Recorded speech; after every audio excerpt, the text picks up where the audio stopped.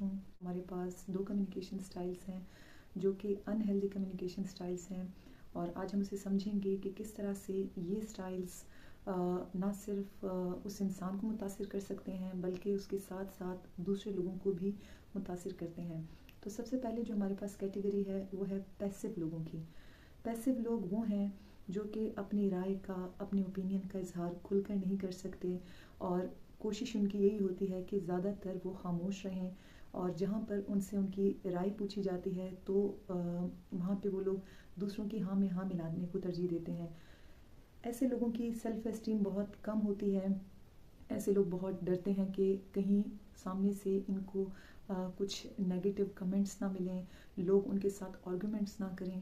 اس ڈر اور خوف کی وجہ سے یہ لوگ اپنے فیلنگز، اپنی تھاٹس، اپنے آئیڈیاز کو اپنے تک ہی محدود رکھتے ہیں، جس کی وجہ سے یہ لوگ